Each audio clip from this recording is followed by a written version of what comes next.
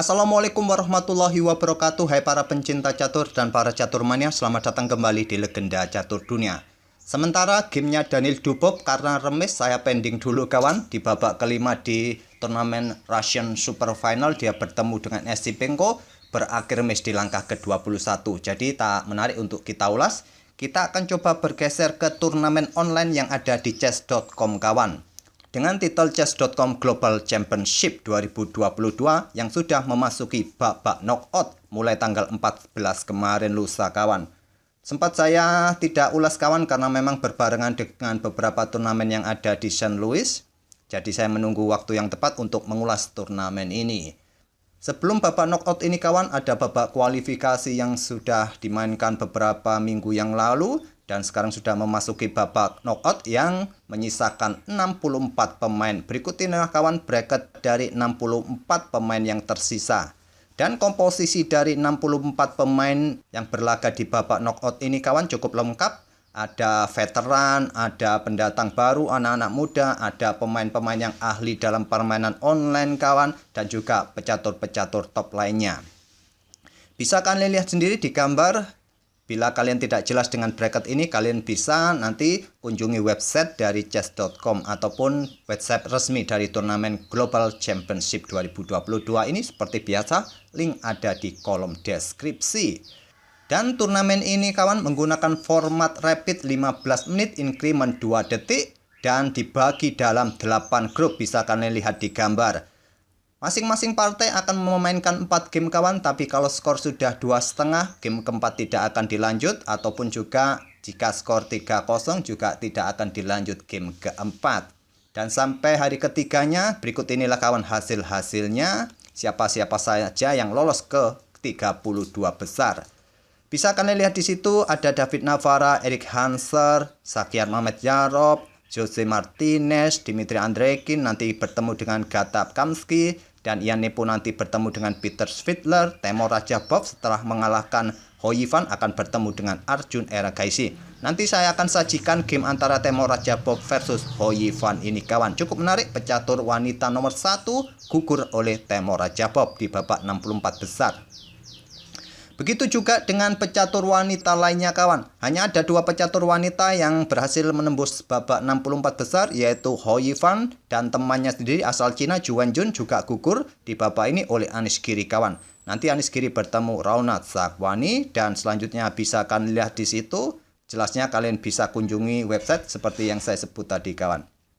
Oke, langsung kita ke gamenya Temur Rajabov kawan, bertemu dengan pecatur nomor 1 wanita dunia Ho Yifan asal Cina, dan ini merupakan game ketiga, dimana game pertama kedua berakhir remis dan Temur Rajabov memenangkan game ketiga dan game keempat.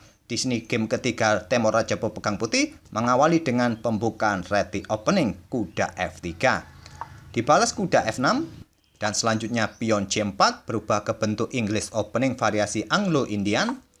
Di sini pion B6, pion G3 berencana via Gento, kedua pemain di diagonal terang panjang, pion G6, rokade oleh Temur Rajabov, dan gajah G7 double via Gento dari Ho Yifan.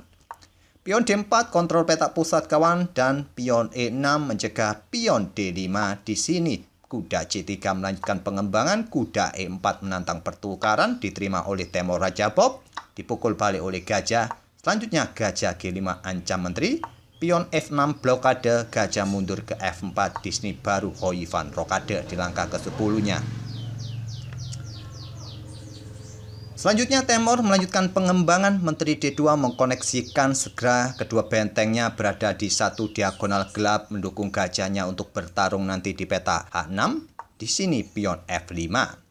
Untuk membuka diagonal ini kawan, untuk mencegah pergerakan pion ini didorong maju ataupun mencegah pergerakan pion ini didorong maju, dan membuka juga akses bagi menteri jika ingin keluar lewat diagonal ini nanti jika diperlukan, kalau ada kesempatan juga. Benteng F ke D1, kuda C6. Di sini pion D5, langkah yang cukup bagus kawan, walaupun terlihat membuka diagonal gelap ini, tapi langkah ini untuk mendobrak petak pusat. Tantangan pertukaran pion ditolak, kuda memilih lompat ke A5 serang pion, di backup oleh benteng C1 sekaligus menghindari serangan dari atau ancaman dari gajah gelap hitam di diagonal gelap panjang. Dan selanjutnya gajah sikat kuda F3. Diambil balik menggunakan pion E. Mungkin nanti gajah dikeluarkan mundur ke F1 berada di petak D3 dan menyerang diagonal-diagonal ataupun pion-pion ini nanti. Dan serangan pion-pion pun nanti pun siap didorong mungkin kawan. Pion E5 ancam gajah. Gajah G5 ancam menteri. Menteri hanya bergeser kawan. Di sini tidak disukai oleh Stockfish, terlihat dari indikator langsung naik tajam. Di sini tadi kawan menantang pertukaran gajah merupakan opsi terbaik atau menteri bergeser ke petak B8. Tapi menteri bergeser ke E8, di sini respon dari Temur Raja Bob juga kurang bisa memanfaatkan langkah ini kawan. Pion C5 merupakan pilihan terbaik ataupun bisa dengan pion B4 mengusir kuda. Tapi di sini benteng E1. Kuda mundur ke B7. Jelas terlihat kawan ini untuk mencegah pergerakan pion C5 yang tadi harusnya dimainkan oleh putih. Di sini gajah H6. Terjadi pertukaran gajah langkah terbaik diambil balik oleh menteri. Tri hitam E7 dan benteng naik ke C3. Di sini benteng A bergeser ke E8 dan Temur Raja Bob kembali membuat langkah-langkah yang kurang presisi kawan dengan menumpuk bentengnya di lajur E ini. Dan kuda ke D6 oleh Ho Yifan lebih memilih untuk serang pion C4 ini kawan. Tadi langkah yang bagus adalah menteri menjaga pion dan menghindari satu lajur dengan kedua benteng putih ini.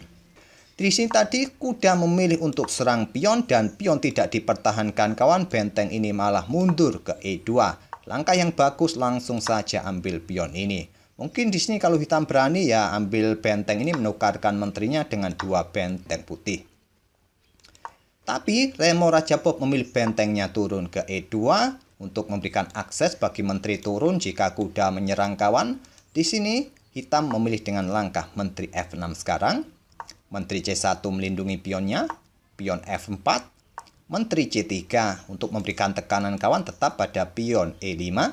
Di sini kuda F7 mempertahankan pion, sekarang pion C5 menantang pertukaran, ditolak dengan pion D6.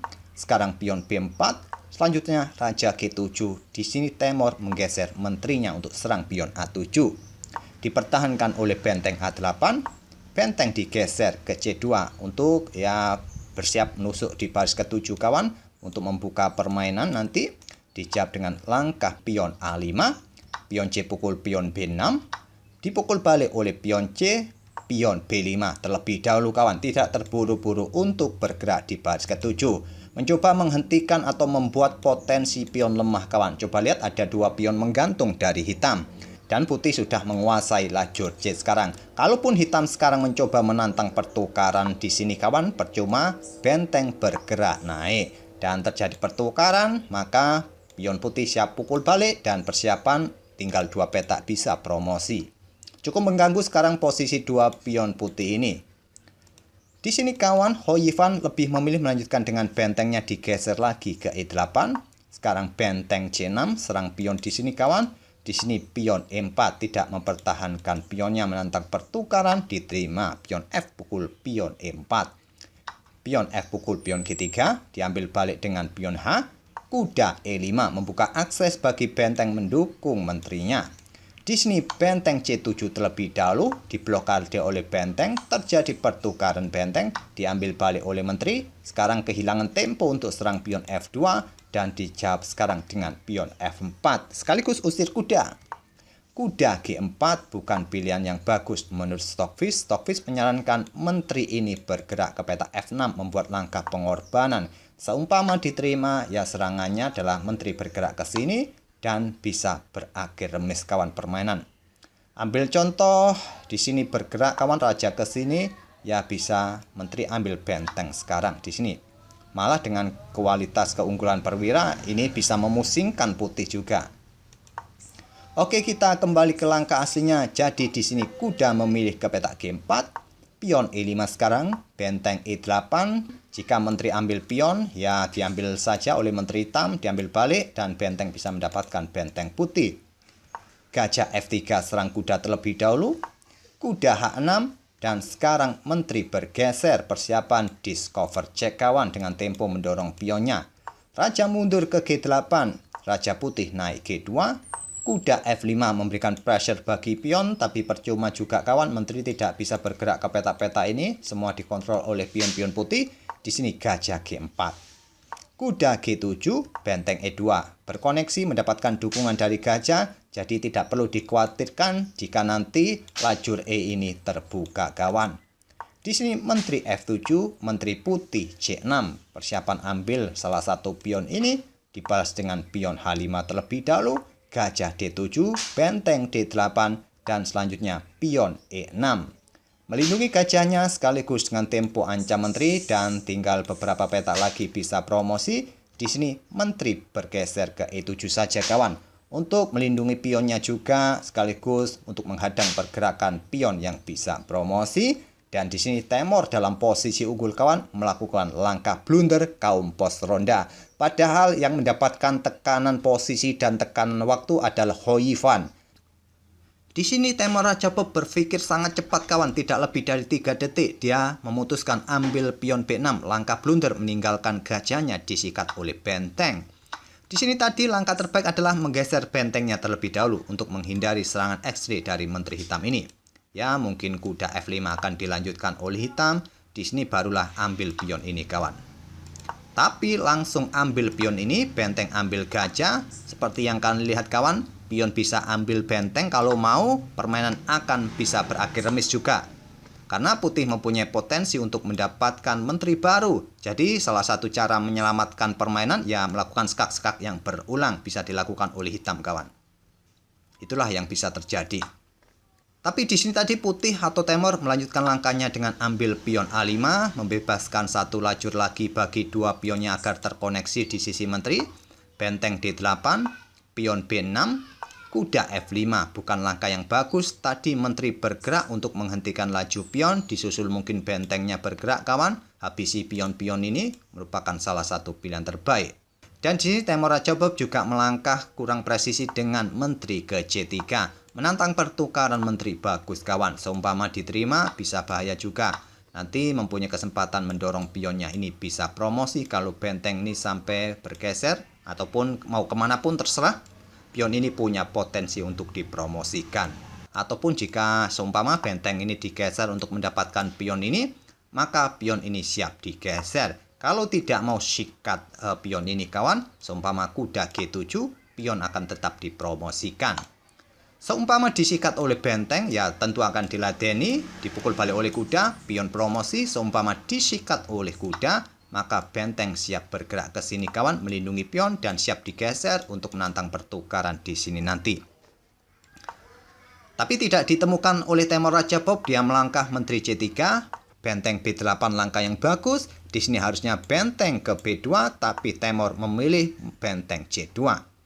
Menteri B7 tidak terburu-buru ambil pion ini kawan, percuma juga nanti ancamannya menteri bisa melakukan ancaman skak di peta C8. Langkah yang bagus menteri B7. Dan menteri F6 meninggalkan bentengnya kawan. Tadi benteng harusnya ke B2 terlebih dahulu, tapi sekarang ditinggal kena garbuan skak oleh kuda E3. Raja 3, kuda ambil benteng, Temor Rajapop sudah kalah 2 perwira, hitam dalam ambang kemenangan.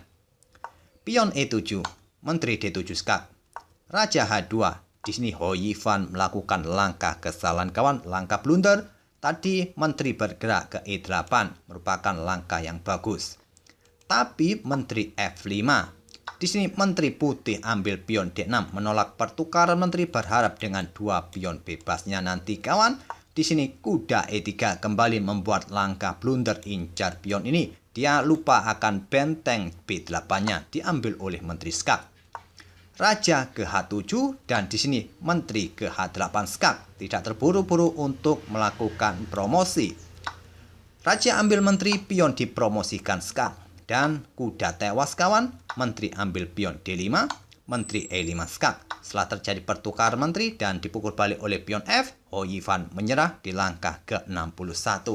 Sangat disayangkan bagi Hou Yifan sudah menang 2 perwira kawan. Setelah tadi menteri melakukan blunder ke peta F6 ini, coba lihat, kena garbuan akhirnya benteng putih. Dan putih kehilangan bentengnya dengan keunggulan 2 perwira kawan. Sayangnya Hou Yifan akhirnya melakukan blunder fatal tadi.